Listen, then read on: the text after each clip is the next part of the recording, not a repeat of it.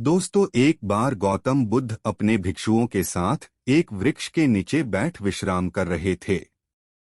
उस वृक्ष की छांव में बुद्ध अपने भिक्षुओं की जिज्ञासा दूर कर रहे थे। बुद्ध के सभी भिक्षु एक एक करके उनसे प्रश्न पूछ रहे थे और गौतम बुद्ध उनके प्रश्नों के उत्तर दे रहे थे। बुद्ध के उन भिक्षुओं में कुछ भिक्षु ऐसे भी थे जो कुछ समय पहले ही संघ से जुड़े हुए थे, जिसके कारण अभी उनके भीतर वह समझ पैदा नहीं हुई थी जो गौतम बुद्ध के प्रवचनों को समझ सकें।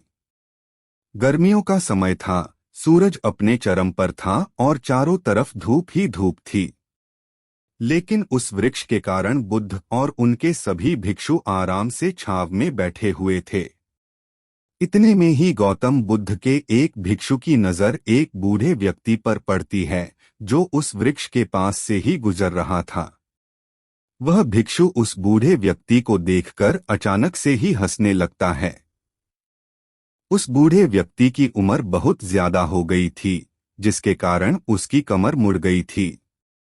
उस बूढ़े व्यक्ति के हाथ में एक डंडा था, जिसका सहारा लेकर वो बूढ़ा व्यक्ति अपनी मंजिल तक पहुंचने का प्रयास कर रहा था। उस बूढ़े व्यक्ति का शरीर केवल हड्डियों का ढांचा मात्र था। अपने भिक्षु को हंसते हुए देख बुद्ध उससे कहते हैं कि मेरे प्रिय भिक्षुओं, कृपा कर हंसो मत, क्योंकि जिस व्यक्ति को देखकर तुम अभी हंस रहे हो वो कोई साधारण व्यक्ति नहीं है, बल्कि वह व्यक्ति इसी क्षण तुम्हारे जीवन को रूपांतरित करने की क्षमता रखता है। जो आज तक मैं तुम्हें सिखा नहीं पाया, वह यह बूढ़ा व्यक्ति तुम्हें सिखा रहा है। इसके द्वारा दी गई सीख को बेकार ना करो।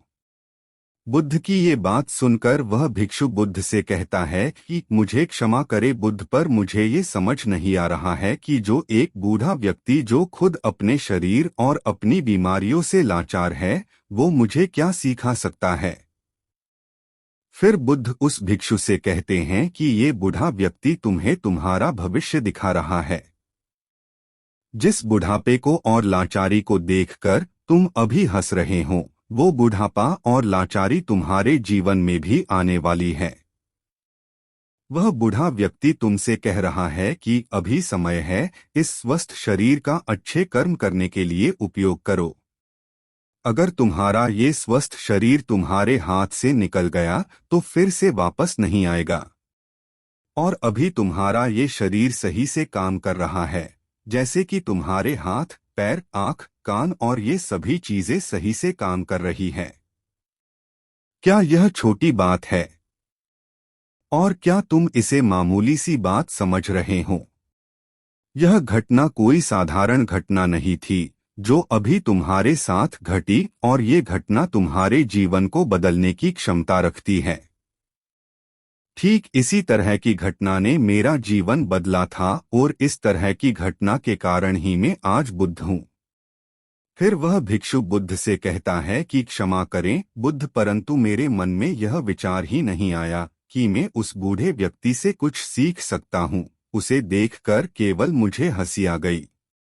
ऐसा इसीलिए हुआ क्योंकि तुम्हें अपने भीतर कहीं ना कहीं लगता है कि जिस स्थिति में आज वो बूढ़ा व्यक्ति है, उस स्थिति में तुम कभी नहीं आओगे।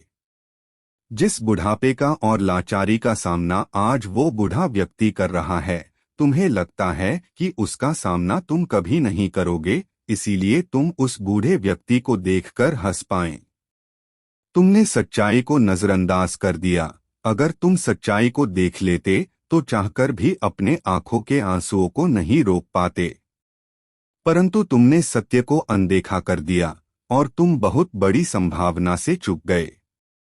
बुद्ध की ये बात सुन वो भिक्षु बुद्ध से क्षमा मांगता है और ये निश्चय करता है कि वह अपने स्वास्थ्य का उपयोग अपने अहंकार को बढ़ाने में नहीं बल्कि परम सत्य को पाने में करेगा।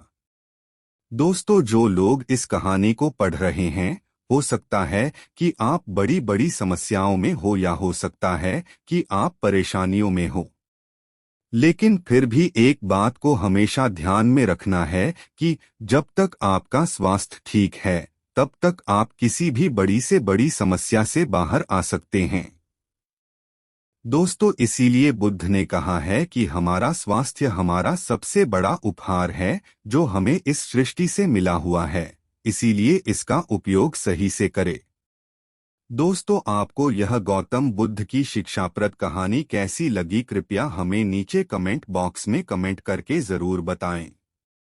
और आपको यह कहानी पसंद आई होगी तो अपने दोस्तों के साथ इसे अवश्य शेयर कीजिए ताकि और लोगों को भी गौतम बुद्ध की शिक्षाप्रद कहानी सुनने को मिल सके।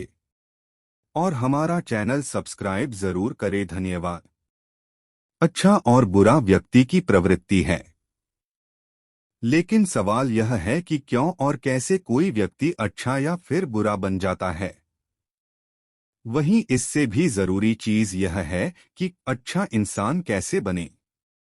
आज संसार में चारों ओर बुराई ही बुराई है। दंगे फसाद, लड़ाई झगड़े, हत्या और आपराधिक कामों से जुड़ी खबरों की कोई कमी नहीं है।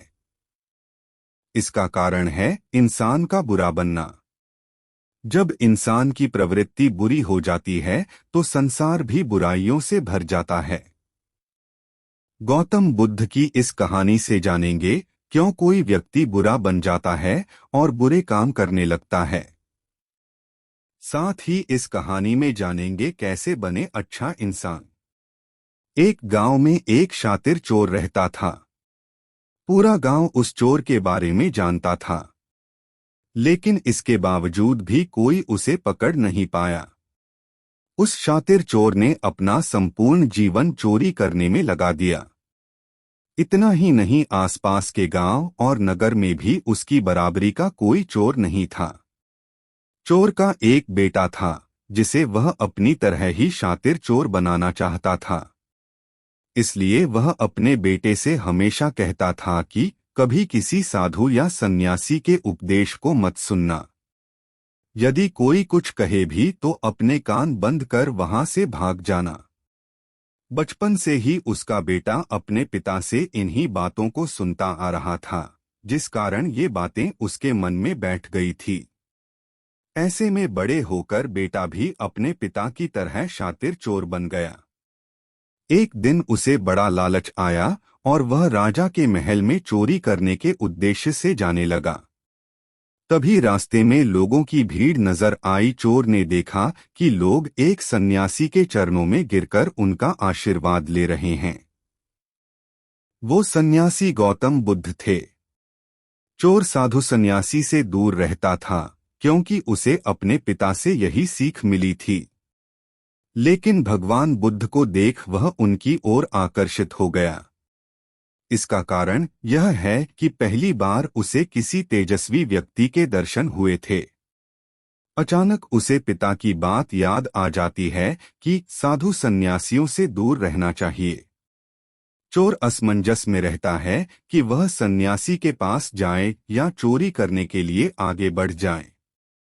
एकाएक उसके मन में यह प्रश्न आता है कि आखिर पिताजी क्यों साधु संतों से दूर रहने को कहते थे।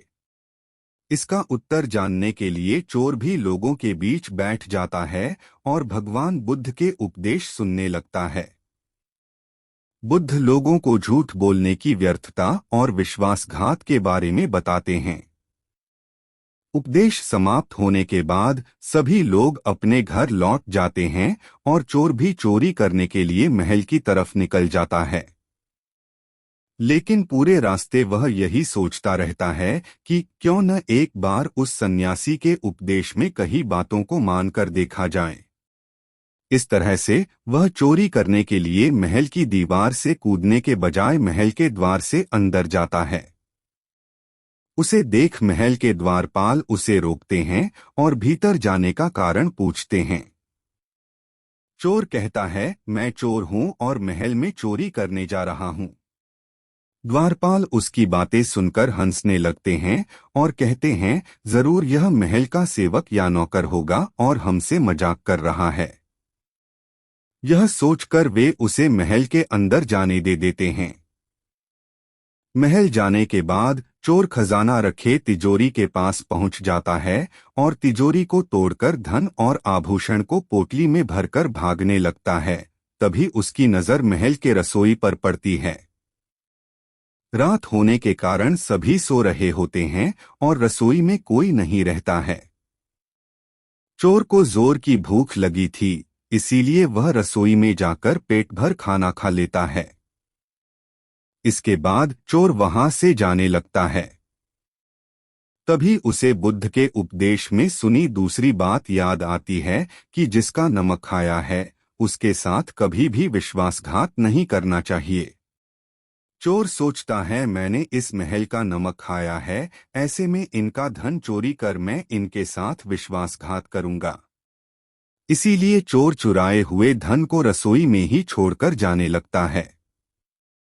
महल के एक व्यक्ति की नजर चोर पर पड़ जाती है और वह शोर मचा देता है, जिससे महल के लोग चोर को पकड़ लेते हैं और राजा के पास ले जाते हैं। राजा चोर से पूछता है कि जब तुमने चोरी कर ली थी तो फिर इसे छोड़कर क्यों जा रहे थे? चोर कहता है, एक सन्यासी के उपदेश के कारण।